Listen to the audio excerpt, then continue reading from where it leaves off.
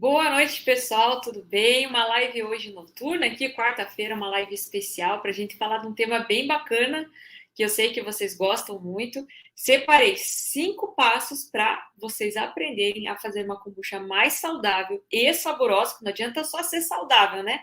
Tem que ser saudável e saborosa também, para que vocês tenham aí uma opção melhor para ir desde o mosto até a fermentação. Então, o que eu vou explicar? Eu vou falar hoje sobre desde o início lá, o mosto, preparo do mosto, tem aqueles truques, aquelas coisas diferenciadas que fazem toda a diferença na hora de preparar, até a parte de terminar a primeira fermentação. Isso que nós vamos abordar hoje aqui. Gente, olha só, além de vocês estarem chegando aqui, quero que vocês venham acompanhados. Então, como é que faz isso? Convida um colega, convida um amigo aí já para aprender junto com vocês. Não vamos ser egoístas, vamos compartilhar esse conhecimento. Então, estou colocando a meta aí. Vocês já sabem que a meta é triplicar o número de pessoas que conhecem kombucha em 2023. Então, compartilhem, tá? Cliquem aí, já compartilhem quem está no YouTube, quem está no Instagram também. Já compartilha chamando os amigos para virem assistir essa live. Também já vai dando like, quem está aqui no YouTube, dá like já na live aqui. E quem não segue o canal, por favor, né, gente? Tá na hora de começar a seguir o canal, porque sempre tem conteúdo novo toda semana aqui para vocês. Então, clica aí e já começa a seguir o canal também, tá certo? Vamos lá, gente. Então, hoje vou falar os 5 passos para você fazer uma kombucha saborosa e saudável, do mosto até a fermentação, ou seja, até o final da sua F1, sua primeira fermentação. É isso que eu vou falar hoje, tá certo? Vamos começar com o passo número 1. E eu diria que um dos mais importantes e um dos que o pessoal mais esquece de dar importância, assim, sabe? Tipo, um daqueles, assim, que para mim eu cuido muito. É tipo um ritual quando eu tenho que fazer ele, que é o mosto, gente. O mosto é essencialmente importante para que você tenha uma kombucha saborosa e saudável. Quem que concorda aí comigo? Quem que concorda que o mosto é muitas vezes ignorado, mas ele é essencial e importantíssimo para você ter uma kombucha de qualidade. E vocês vão entender o porquê todos os componentes do mosto e como a gente deve preparar. Eu vou explicar para vocês. Começando, quem é muito novato, não sabe do que eu estou falando, não sabe o que é mosto. Mosto é o termo técnico para um chá doce, ou seja, um chá adoçado com açúcar. Então é isso. Quem não sabia, agora sabe, vai começar a falar bonitinho o termo técnico aí, que é mosto. Mosto nada mais é do que chá adoçado com açúcar. Pegaram essa? Perfeito, né? E segundo a norma, a Instrução Normativa 41 de 2019, que é de padrões de identidade e qualidade da kombucha, sim, a kombucha já tem uma legislação, já tem uma norma que foi feita aí pelo Ministério da Agricultura e Pecuária e Abastecimento, que é o MAPA. Desde 2019 a kombucha já tem essa norma. Então, lá está descrito, gente, que para ser kombucha é obrigatório, presta atenção, que é obrigatório que você tenha nesse mosto Camellia sinensis. Meu Deus, o que é isso, né? Os novatos aí devem estar com o cabelo arrepiado. O que é Camellia sinensis? Camellia sinensis, gente, é uma planta de origem chinesa e ela dá origem a vários tipos de chás, conforme a época que as folhas são colhidas e também como elas são processadas, elas vão gerar vários tipos de chá, como chá branco, chá amarelo, oolong, que mais? Banchá, senchá, chá verde, chá preto. Então tem várias variações estranhas, né? Mas são vários tipos de chás que são obtidos da mesma planta. Então, para ser kombucha, tem que ter nem que seja 1% de Camellia sinensis. Então, posso fermentar com chá mate? Pode, desde que você coloque um pouquinho de chá preto, um chá verde. Isso estou falando de uma kombucha que você vai vender, tá, gente? Quem quer fermentar só para si em casa e fazer com outro tipo de infusão, não tem problema. Mas já estou deixando claro para vocês saberem que uma kombucha, para ser chamada kombucha, segundo a norma da kombucha, ela precisa ter nem que seja 1% de Camellia sinensis lá no mosto. Precisa ter, certo? Qual que são os principais chás que a gente utiliza? Chá verde e chá preto. Por quê? Porque são mais baratos. Os outros chás são muito caros. O oolong é muito caro. Todos esses outros, o branco é muito caro, então a gente acaba ficando no verde e no preto, porque eles são mais em conta para a gente fazer a kombucha. Vamos falar dos insumos. Insumos são os ingredientes que vão ser utilizados para preparar esse mosto. E temos aqui 3 insumos básicos: chá, água e açúcar. Qual desses 3 aqui vocês acham que é o mais ignorado e que ele tem uma função importantíssima? Quero ver quem que acerta. Quem que acerta aí? Enquanto eu vou falando aqui os tipos de chás que tem, né, as marcas de chá, eu quero que vocês coloquem.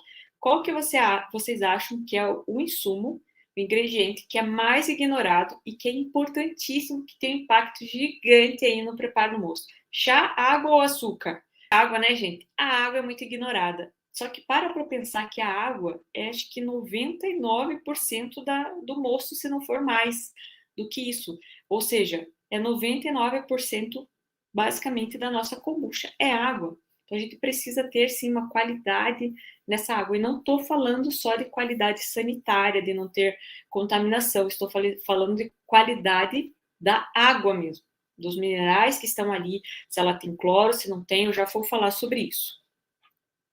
Então, gente, começando pelo chá. Tem vários tipos de chá. Vocês já perceberam isso. Agora vamos falar do chá verde e do chá preto, que são chás utilizados para kombucha. No caso, essa minha aqui é somente de chá verde. Você pode fazer um blend, que é uma mistura, pode fazer só de chá preto, fica uma delícia. Dá para variar, gente, dá para soltar a criatividade aí. Dá para fazer com outras infusões, como eu falei, erva mate. Então dá para, soltar a imaginação. Mas falando agora dos chás, que são da Camellia Sinensis. Nós temos a marca Amaya, Yamamoto Yama, Shimada e Yamamaru, que são brasileiros. Excelentes, maravilhosos. Qual que eu utilizo e que eu recomendo? Que é das minhas kombuchas, a Maia, que eu compro lá da Infusorina, que é a nossa parceira. Então, eu confio muito, compro só da Infusorina, porque eu já sei que é um chá de qualidade, vem ali lacradinho, bem certinho, fresquinho para mim. Então, o chá que eu utilizo é o Amaya, chá Amaya. Certo? Então, qualquer um desses aqui, brasileiros, excelentes, vocês podem confiar. Tem importado que é bom? Também tem importado que é bom, mas não é todo importado, gente. Não é só porque é importado que é bom. Vamos parar com essa síndrome de vira-lata que brasileiro tem de achar que tudo que é importado é melhor do que o nosso. Não é verdade. Não é verdade. Tem muito chá importado que é de péssima, péssima qualidade. Então, toma cuidado desse negócio de importado, porque nem todos são bons. Tem ótimos chás importados, então saiba a procedência de onde você está comprando. Chás comprados a granel. Gente, chá comprado a granel nunca vai ter essa qualidade desses chás que eu estou falando para vocês, tá? Então já saibam. Não estou dizendo que é ruim, só estou falando que é uma qualidade inferior, tá? Estou falando que é uma qualidade inferior. Você pode comprar a granel se você não tiver acesso a esses outros? Pode. Questão de preço. Esses que eu falei vai ser um pouco mais caro que a granel. No final das contas, não sai tão mais caro, tá, gente? Pensando na quantidade que a gente utiliza, na qualidade sensorial, organoléptica, né, de sabor, de aroma que você vai ter na sua kombucha.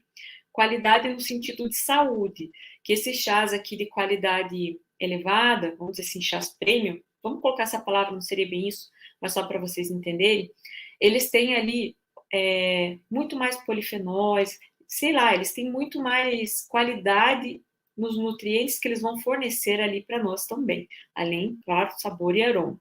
Então, claro, tem questão também microbiológica, gente. Vamos lembrar disso, que quando a gente compra a granel é algo que está exposto. E você não sabe quanto tempo está ali exposto. E como isso é armazenado. E se tem umidade, se não tem, como que isso é guardado. Então, você pode ter questão tanto de bichinhos, né, que podem estar ali, tipo, sei lá, um caruncho, ou borboletinha, esses bichinhos que acabam ficando nessas lojas que tem produtos a granel. Você também pode ter contaminação, às vezes, por fezes de insetos, alguma coisa assim, que fica aberto. E, claro, fungos e bactérias que estão no ar ali, né, acabam se depositando. Todos os chás vão ter uma questão microbiológica, uma quantidade de micro-organismos. Isso é natural, gente. Todos têm. O problema é o tipo do micro-organismo que você vai ter ali, que pode gerar uma contaminação ou não. Então, é muito importante você ter, sim, um chá de qualidade. Consegui convencer vocês que o chá é importante, gente? Que precisa ter uma qualidade? Isso aí. Organoléptica, isso aí. Isso aí, Múcia. E agora vamos falar da água, né? Quem falou a água aí que é ignorada é super importante e acertou. Acertou, já tô vendo vários alunos aqui que acertaram, olha, ó. Estão assistindo as aulas, estão aí, ó, de parabéns. A água, gente, ela é muito importante. Por quê? Primeiro, se você for utilizar uma água clorada, que tem cloro ou cloramina.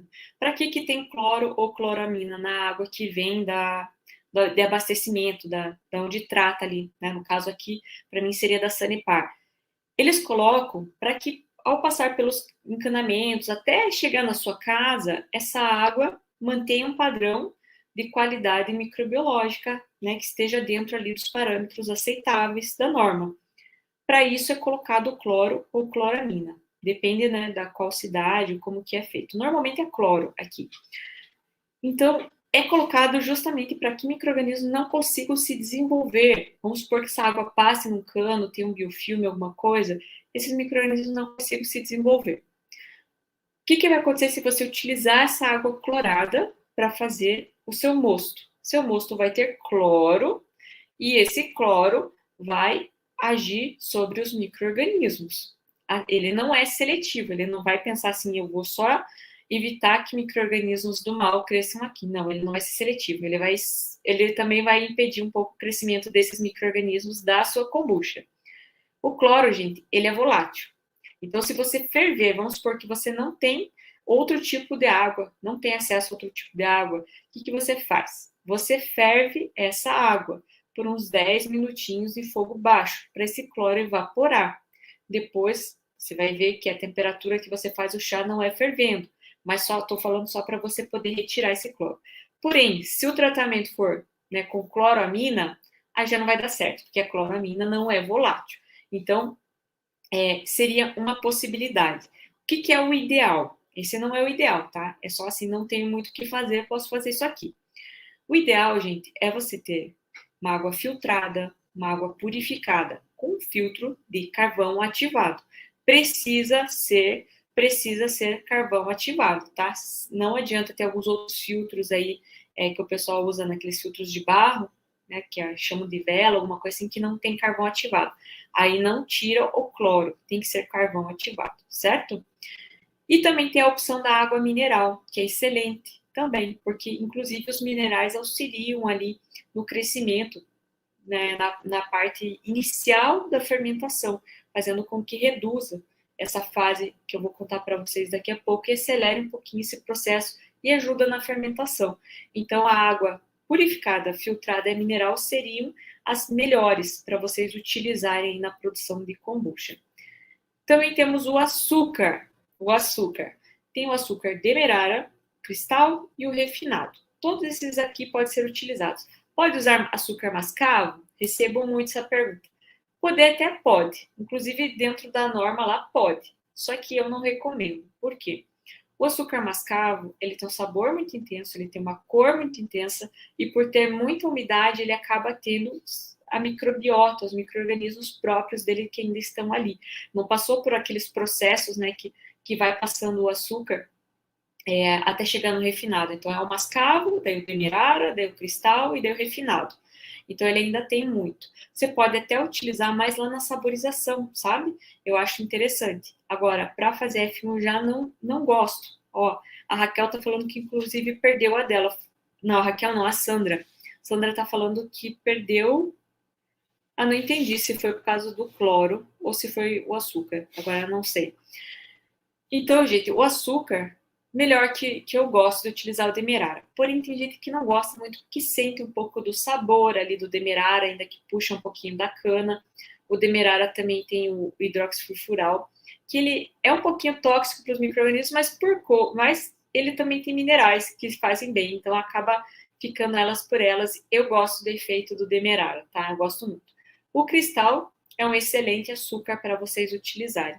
Refinado, pensando em fermentação, também é muito bom, tá? Um acesso muito rápido, muito bom ali para os micro-organismos.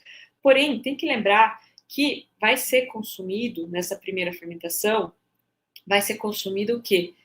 30% no máximo desse açúcar. Se consumir mais que isso, eu acredito que você vai ter uma kombucha bem alcoólica, tá? Mas vamos supor que até 30% desse açúcar seja consumido. O restante, você vai ingerir. Então, coloque um açúcar de qualidade ali, sabe? Prefiro um açúcar que não passou por tanto refinamento, tanto processo químico. Por isso, eu prefiro sempre utilizar o Demerara, que é o menos processado nesse sentido. Mas pode utilizar o cristal também. Refinado já não recomendo tanto por causa desse consumo que a gente tem aí. Certo? Estão gostando aí, gente? Estão gostando? Fala aí se vocês estão gostando. E agora eu vou passar a minha receita para vocês. Aqueles que não têm ainda. Essa receita é que eu me ajustei bem, tá? E eu faço essa receita aqui para as minhas kombuchas. Então, o que eu utilizo, gente? Primeiro que eu utilizo o chá Amaia da Infusorina. Chá verde. Utilizo 8 gramas de chá por litro. 8 gramas de chá verde por litro. E 50 gramas de açúcar por litro. Então, essa é a minha receita base. 8 gramas de chá verde por litro e 50 gramas de açúcar por litro. Açúcar demerara ou cristal. É isso que eu utilizo para fazer a minha receita. Mas não basta você ter uma receita, gente. É que nem bolo. Não adianta. A ordem das coisas, a temperatura que você assa vai fazer diferença, não é verdade? Se você pegar e inverter a ordem, às vezes, de alguma coisa ali no bolo, e colocar para assar, por exemplo, a 300 graus, não vai dar certo, né? Não vai ficar bom esse bolo. Vai ficar solado, provavelmente, não vai ficar bom. Não vai dar tempo dele ter aquele crescimento, ele já vai assar e vai começar a queimar por fora, vai ficar solado. Então, a mesma coisa vai acontecer aqui no preparo do mosto. Tem uma sequência, tem todo, né, um ritual, como eu falei, para preparar, que é isso que eu vou explicar para vocês. Primeira coisa, gente, vocês vão pesar esse chá e acondicionar em sachê triplo de voal. Por quê?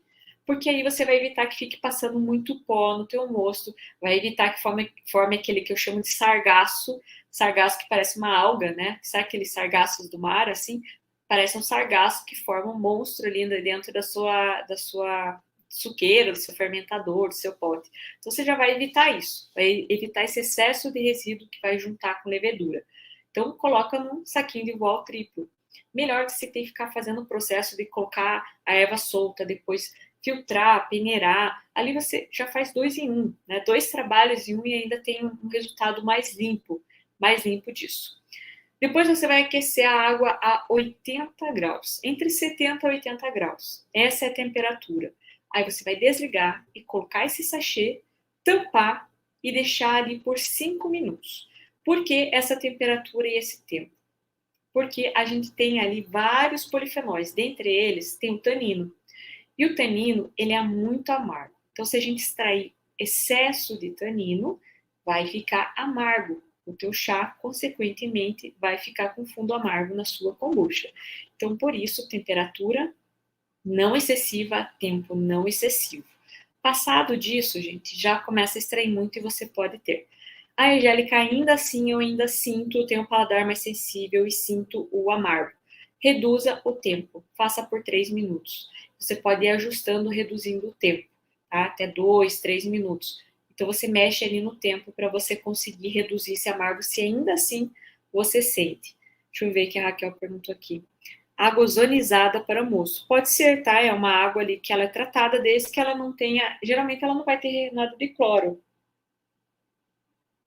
que geralmente ela passa por um filtro, né? Acho que é por um filtro para fazer, porque o ozônio ele tem o poder de matar micro-organismos, tá? Então ele tem esse efeito ali, mais microbiológico mesmo.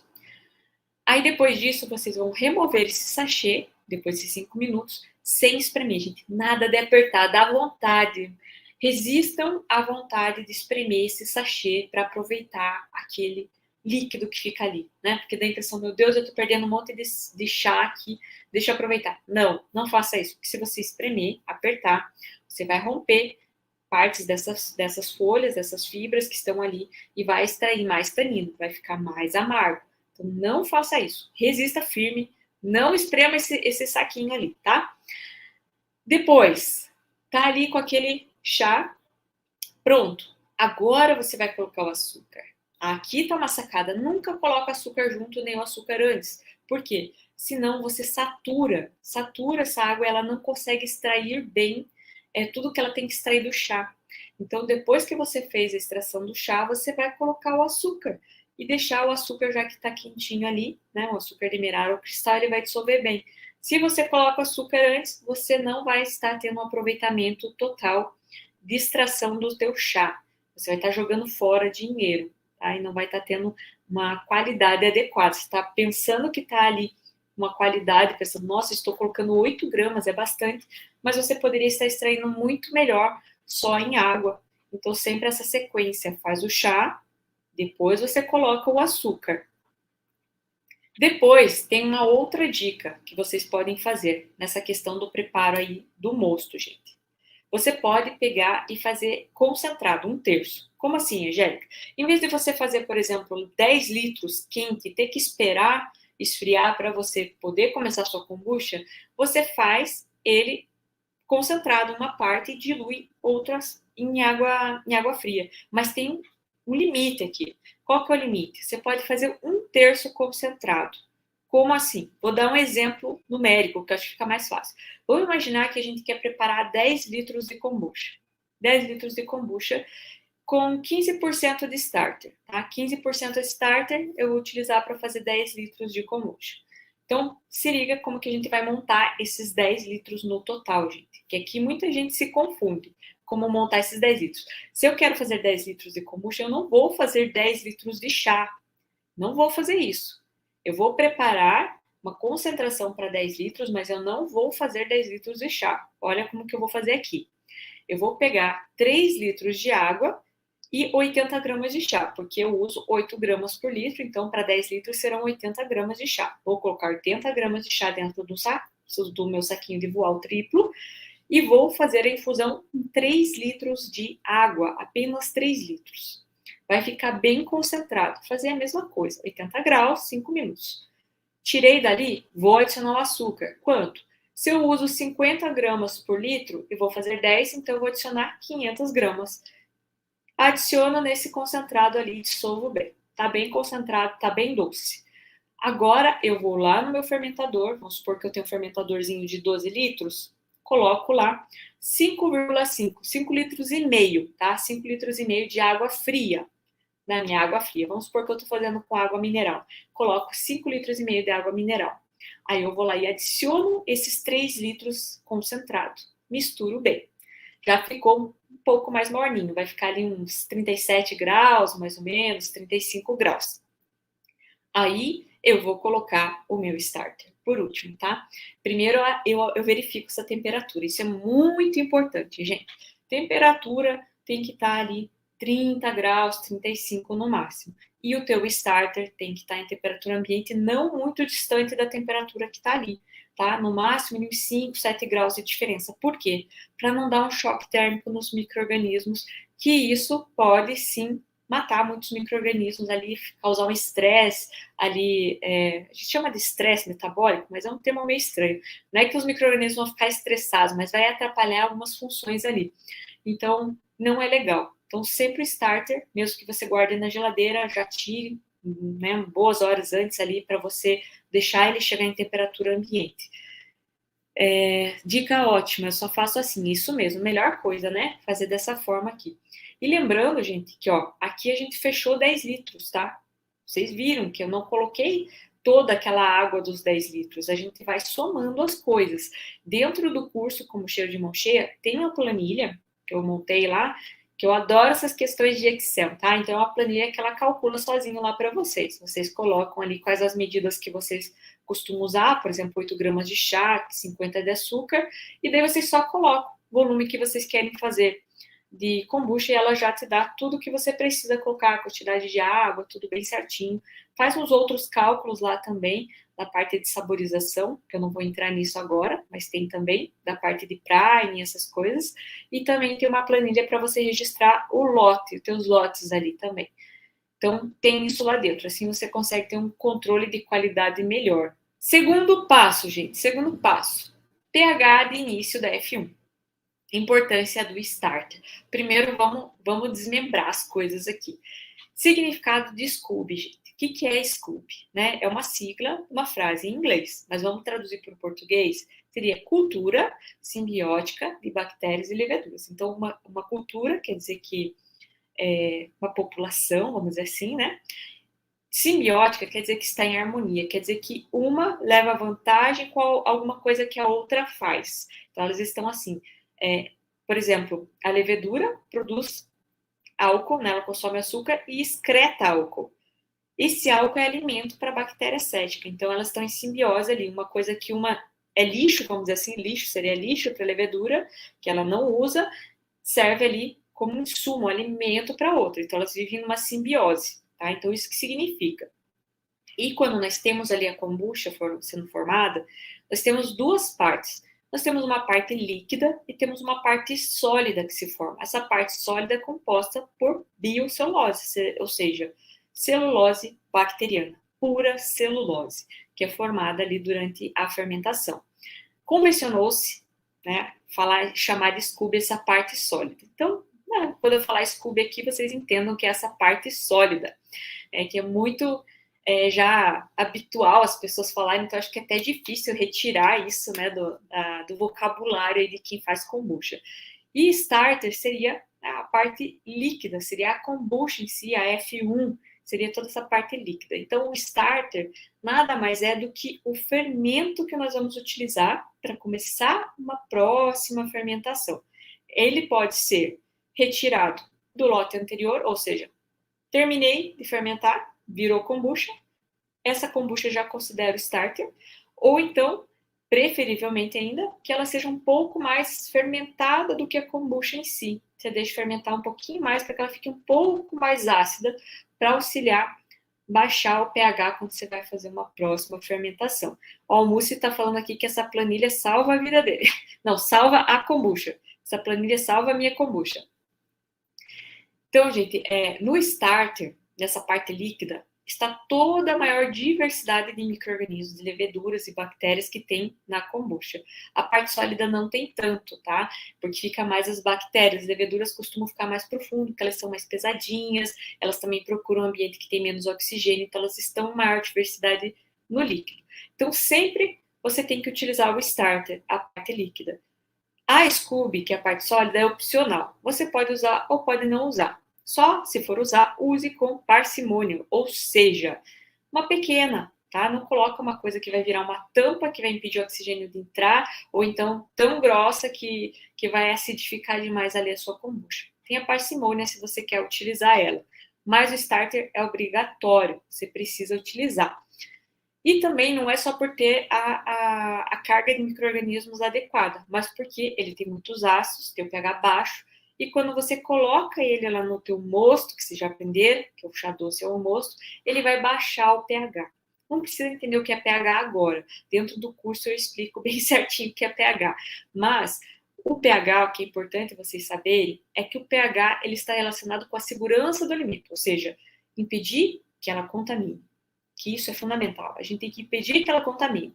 Como que a gente faz isso? Baixando o pH. Porque o pH, ele está relacionado, gente, à segurança do alimento por influenciar todas as reações biológicas de todos os seres vivos. Nós temos enzimas funcionando para cada função vital aí do organismo, os micro-organismos também têm.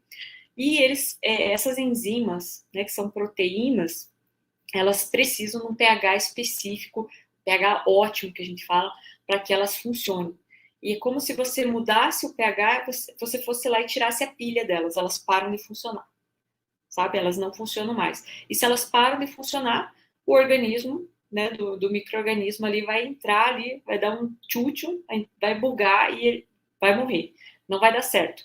Então, eles não conseguem se reproduzir quando estão num pH inadequado. Então, quando a gente baixa o pH da kombucha colocando starter, a gente está fazendo isso, impedindo que micro-organismos externos, invasores, consigam se proliferar ali. Mas por que isso, né? E qual que é esse pH adequado? Na kombucha, a gente tem que começar com pH abaixo de 4,2. Por quê? Os micro-organismos da kombucha, tanto as leveduras como as bactérias, são micro-organismos acidófilos, então eles vivem em ambiente mais ácido. Então, para eles, esse pH está ótimo. Já os micro-organismos, fungos, essas coisas que a gente vê crescendo no pão, bolor, mofo, essas coisas, crescem o quê? Entre 5 e 6. Então, tá vendo que se eu deixar de 4,2 para baixo, já está meio longe de 5. Já estou tirando um pH ótimo desses fungos. Então, já ajuda a impedir, tá, que aconteça essa contaminação. E as bactérias impedem mais ainda, porque o pH delas é mais para cima. É 5,5 a 6,5. Então, já fica mais distante ainda. Por isso que é importante essa acidificação, esse abaixamento de pH no início da nossa fermentação. E agora eu vou falar de uma coisa que é bem legal, gente, que é o passo 3. Passo 3 para vocês entenderem bem como fazer uma kombucha saborosa e saudável, que é o processo de fermentação, gente. Então, depois que a gente misturou tudo isso, né? A gente fez o mosto de forma adequada, a gente fez a inoculação, que é quando a gente coloca nosso fermento lá, que é o nosso starter, a Scooby, se você quiser colocar também. Colocou tudo isso dentro, virou balaia de gato, o que você vai fazer? Vai esperar. Agora você vai ter paciência. Só que enquanto você espera, está acontecendo muita coisa ali dentro do teu potinho de amor. Está acontecendo assim, olha, um monte de relacionamentos estão acontecendo ali dentro, gente. Ao misturar tudo, a gente já começa a ter um processo. Qual que é esse processo? A gente chama de fase lag ou fase ali de adaptação, fase adaptativa, que é quando esses micro-organismos, você pegou, né, o teu starter, preparou uma casinha nova para eles, que é o mosto, e colocou eles na casinha nova. Então, eles chegaram lá, opa, deixa eu reconhecer isso aqui, que temperatura que está aqui, quanto que tem de nutrientes, minerais, quanto que tem aqui de aminoácidos do chá, quanto que tem de açúcar, já começa a ter uma percepção, eles começam a se adaptar àquele local. Igual a gente, quando a gente muda de casa, muda de cidade, primeira coisa, se mudou de casa, tá aquela bagunça, você começa a arrumar a casa, né? Você vai arrumar a casa para depois você começar a viver a sua vida normalmente. Então, a mesma coisa. Eles passam por essa fase de adaptação. Nessa fase de adaptação, demora algumas horas. A água mineral, ela é legal porque ela reduz um pouquinho essa fase. Então, daí logo já começa a tua fermentação. Mas isso não vem ao caso, mas só para vocês saberem que é bacana, tá? Minerais auxiliam nesse sentido. Passou essa fase lag, vamos pensar que é uma curva, tá? Então, imagine uma montanha, tá? Vamos imaginar uma montanha, certo? Então, aqui tá, você está começando, tá no chão aí, na parte reta, quando você está indo para subir a montanha. Essa é a fase de adaptação. Começou a multiplicação, que eles começam a se multiplicar de forma logarítmica. O que é isso? Logarítmica significa que se eu tenho duas células, essas duas células vão se multiplicar para 4, de 4 para 8, de 8 para 16, 16 para 32, e assim vai. Tá? Então, é sempre nessa forma. É muita célula. Quando eu falo célula, cada célula é um micro-organismo, tá? Então, é uma multiplicação intensa que acontece ali. Cada micro-organismo vai ter uma velocidade diferente de fazer esse processo. Olha que quanta coisa está acontecendo ali dentro, gente, para vocês chegarem a ter a kombucha assim, ó, gostosa para tomar. Trabalho intenso desses bichinhos. Então, eles estão ali crescendo, crescendo, multiplicando, estão subindo a montanha. Quando chega lá, essa é a fase log, tá? Lá é a fase de multiplicação celular. Quando chega lá no topo da montanha, é que começa a acontecer realmente a produção real ali da tua kombucha, que é aquela fermentação mais intensa. Ali vai ser produzido álcool pelas leveduras, então as leveduras consomem açúcar, produzem álcool, gás carbônico. As bactérias acéticas vão lá, consomem açúcar, produzem ácido acético.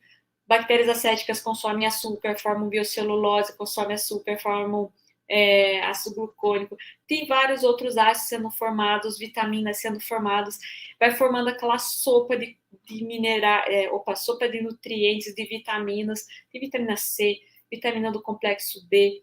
Gente, tem tanta coisa, mas tanta coisa sendo formada lá. Tem, às vezes, bactérias láticas também formando ácido lático. Então, muita coisa está acontecendo nesse período. E é muito importante ter o equilíbrio certo nessa hora para que não sobre álcool, para que a gente não venha ter uma kombucha alcoólica. E aí entram várias coisas que eu vou falar para vocês agora, tá? Nas condições ideais de fermentação, uma fermentação tradicional, que é essa que vocês, iniciantes, vão estar realmente aprendendo. Tem que fazer direitinho, gente, para você ter qualidade na sua kombucha e na sua casa, para você oferecer para sua família, para você mesmo tomar ou até se você começar a vender, ou já ter aí algumas pessoas que compram, você saber o que você está oferecendo. Isso é extremamente importante. Quarto passo, gente, quarto passo, condições ideais de fermentação para que você tenha tudo ocorrendo muito bem. Eu até vi alguém perguntar aqui de quantos dias para ter, deixa eu ver se eu acho aqui, fugiu aqui, gente. As vitaminas são de 7 ou 10 dias. Gente, isso é mito, tá? Essa questão de quantos dias, não existe dias certos. Não existe dias certos, porque às vezes alguém falou isso porque viu um artigo científico que fez, por exemplo, e naquele artigo científico ele percebeu que o pico de produção de vitaminas era no 10º dia, por exemplo. Só que aquilo foi naquela cultura, naquelas condições que ele fez, então sempre vai ser diferente. A tua mesma cultura, se você mudar as condições, quantidade de açúcar, temperatura, ela já vai mudar isso também. Então a gente não pode nunca generalizar nada, tá bom? Nunca vamos generalizar nada. Mesmo dentro da nossa própria cultura, não dá. A gente está lidando com seres vivos, então eles têm, como a gente, né? Vou brincar, eles têm um humor próprio e eles não são uma fração matemática ali que a gente consegue, 1 mais 1 não é 2 para eles, não vai funcionar dessa forma. Então não dá para generalizar, gente.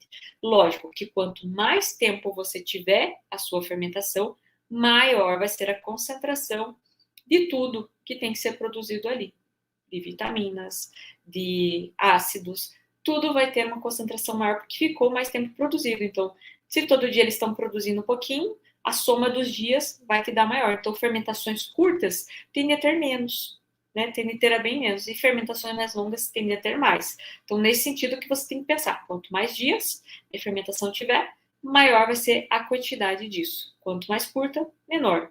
Nesse sentido aqui, tá bom? Então, quais são as condições ideais da fermentação, dessa fermentação lá tradicional, gente, que é aquela que você colocou, pegou o moço, colocou seu starter, seu scooby, né, colocou lá seu paninho em cima, deixou ela lá para fermentar. Temperatura vai impactar bastante, vai impactar bastante. Então, 23 a 25 graus seria a temperatura adequada. Por quê? É uma temperatura que vai favorecer mais as bactérias acéticas do que as leveduras. Leveduras gostam de temperatura mais quentinha. Elas são lá da terra do Múcio ali, que é lá de Recife, que gostam de terra quente. A Lúcia também, lá do Rio de Janeiro, gosta de calor. Então, é 30 graus para 40 graus é o que elas gostam.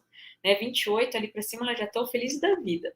Então, elas trabalham produzindo muito álcool. Então, se a gente reduz essa temperatura, elas já vão ser mais lentas nesse processo e vai dar mais tempo das bactérias acéticas, que são mais lerdinhas, consumirem esse álcool e não deixar um excesso de álcool sobrando na sua kombucha. Também não vai ficar uma kombucha super seca, que tem um consumo elevado de açúcar também.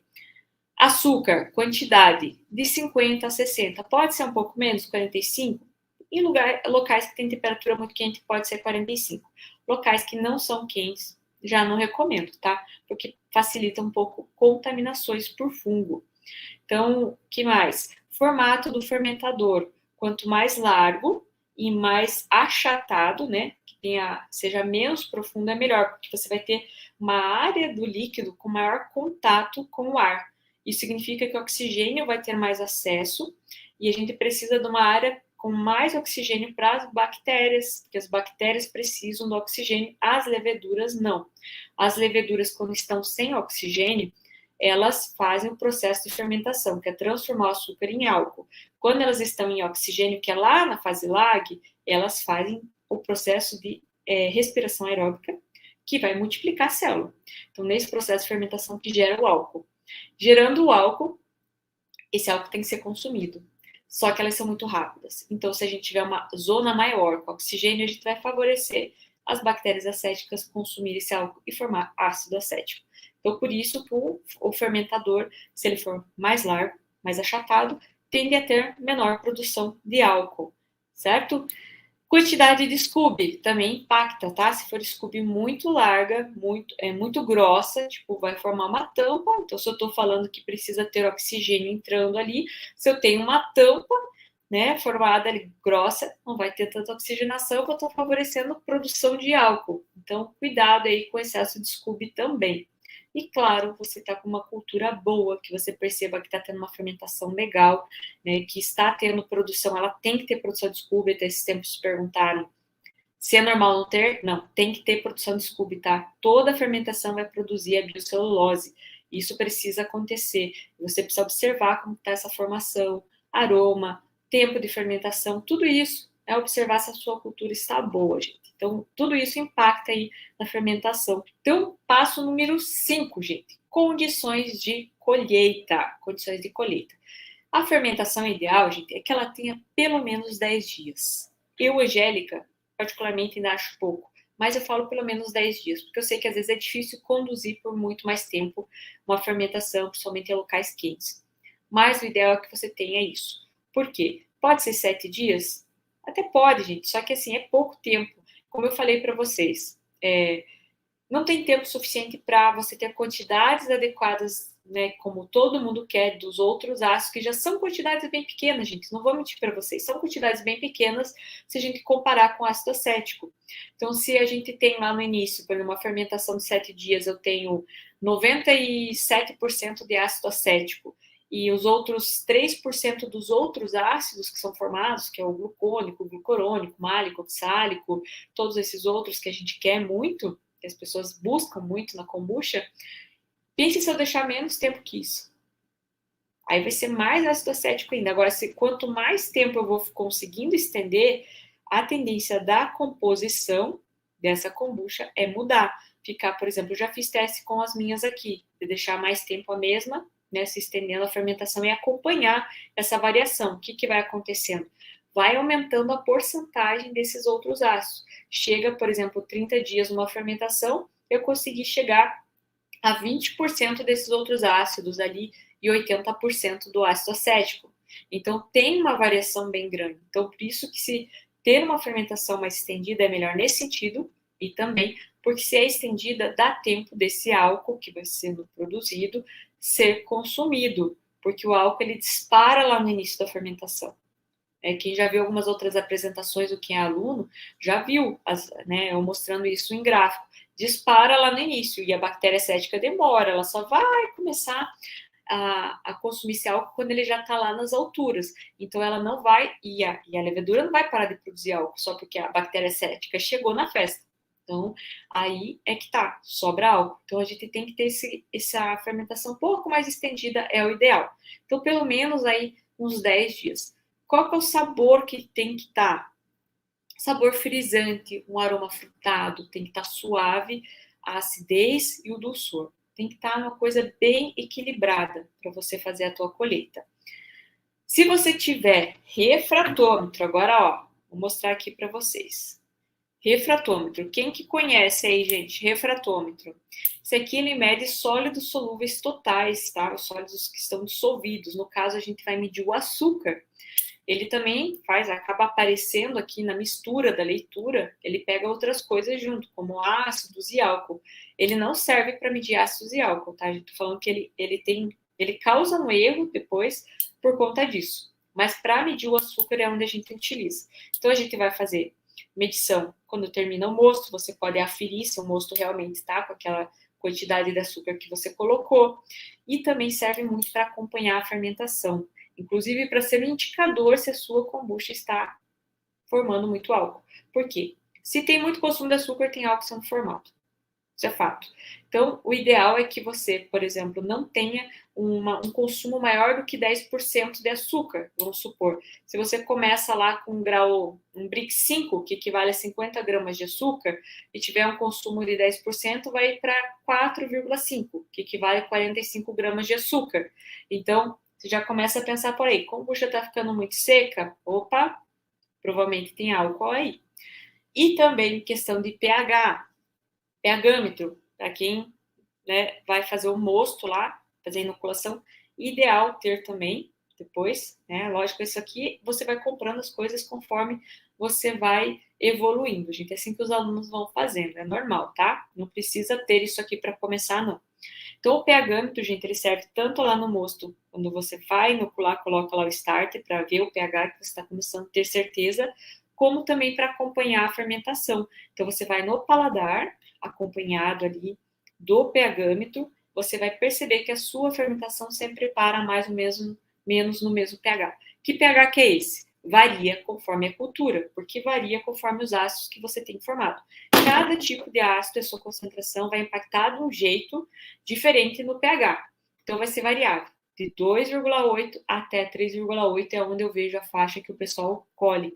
A minha, normalmente, 3,5 a 3,7, tá? Agora, antes eu fazia mais ácida, mas agora eu tô deixando ela um pouco mais suave. Bora dar like, isso aí, Lúcia. Vamos lá dar like, gente. No inverno, ó, o pessoal que tem temperatura baixa, igual eu aqui, ó, que fica a menos de 20 graus, demora bastante em fermentação, tá? Às vezes a gente até precisa dar um impulso ali. Eu utilizo, às vezes, uma cinta térmica para cervejeiro, que é uma cinta fininha que você passa em volta do fermentador. Eu comprei no Mercado Livre e coloco uma manta térmica dessas isolantes e ele segura ali uns 20, 24, 25 graus, daí eu consigo fermentar bem a minha aqui.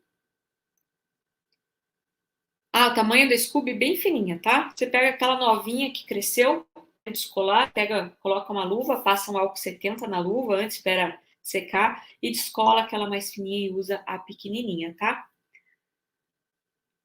Aqui o Evaldo tá falando, sabe muito, explica muito bem. Obrigada, Evaldo, obrigada, é aluna aqui do curso também. Gente, dentro do curso, tá? Do curso Como Cheiro de Mão Cheia, eu também ensino, tá? Como utilizar. Você fazer kombucha sem equipamentos e como você começar a utilizar. Calibrar, fazer tudo, tá, gente? Refratômetro, pHmetro. Temos o manômetro também, tá? Você aprender a utilizar. Aprende a fazer a parte dos sanitizantes, como preparar, inclusive a quais utilizar. Então, tem o PAC, que é bem bacana, é o melhor que eu indico, inclusive, para garrafas. Tem tudo bem explicadinho para que vocês não tenham problemas durante a fermentação. Gente, claro que, ó, temos a parte da saborização, que é onde causa muitos problemas durante o nosso processo de produção de kombucha, né? Às vezes a gente vem uma F1 que está maravilhosa, chegou na saborização, começam a descambar tudo, porque vem off flavor, que é cheiro ruim, dá cheiro de ovo podre, dá cheiro de esparadrapo, dá cheiro de fruta passada. Que mais de cheiro ruim que acontece aí, gente? Que mais de cheiro ruim que dá? Fala aí para mim. Deixa turva, que mais? Sedimentos excessivos, fica aquelas melecas em cima, que é Scooby com levedura, com pó de chá, cria sargaço dentro da garrafa, filamentos, fica sem gás ou fica explosiva, tem várias coisas que podem acontecer. Solange está perguntando se pode usar pano de fralda para cobrir a F1. Eu acho que ele é muito aberto, tá? É muito aberto, precisa ser um pano mais vedadinho, senão pode passar até algum mosquitinho sentar ali e conseguir botar ovinho, sei lá. Eu acho muito aberto o de fralda, a não ser que você coloque dois, né? Em cima do outro. Isopor aí, cheiro de isopor. O que fazer, pois as minhas ficam resíduos em algumas? Isso é problema, geralmente, desde lá do preparo do moço, tá? Preparo do moço pode deixar resíduo. E, principalmente, saborização, tá, gente? Também causa muito problema disso. Então, eu sei que tem tudo isso, né? Aqui foi até a parte da fermentação, mas no curso, eu ensino, dentro desse curso, tem todas as técnicas com aulas práticas, aulas teóricas de saborização. Tem também nas aulas teóricas, tem material didático, ensino todos os problemas que podem acontecer, como resolver, como evitar esses problemas, na verdade. Ensino como fazer o prime, utilizar esse equipamento aqui, ó, que é o manômetro, que é para você controlar o gás. Por que é importante controlar o gás? Para você manter padrão de gás, mas também para você controlar a quantidade de álcool que você faz na sua garrafa. Porque às vezes você vem numa F1 que não está alcoólica, mas exagera lá na F2, que às vezes no dedômetro não dá tão certo, e acaba ficando alcoólica ali. Então é importante saber utilizar também. Não é um equipamento caro e bem fácil de utilizar, mas ele precisa aprender a usar certinho, tá, gente? Precisa usar certinho. Por isso, é bem importante ter um método para você seguir, né, que tenha o passo a passo, que tenha explicações lógicas, que eu acho muito importante entender o porquê das coisas, porque senão não adianta, né, só falar, faça isso, faça aquilo, faça assim. Não, você tem que entender o que você está fazendo e ter o teu passo a passo também para você seguir as instruções técnicas, mas saber o porquê daquelas instruções, né? Não é simplesmente sair repetindo, tem que formar kombucheiros pensantes, sempre falo isso, eu gosto de formar kombucheiros pensantes e não kombucheiros tarefeiros, repetidores de tarefa, tem que pensar. Então, assim, você consegue ter uma kombucha saborosa, saudável e segura, não ter problema aí de contaminação, tá bom? Muito obrigada a vocês todos que ficaram até agora.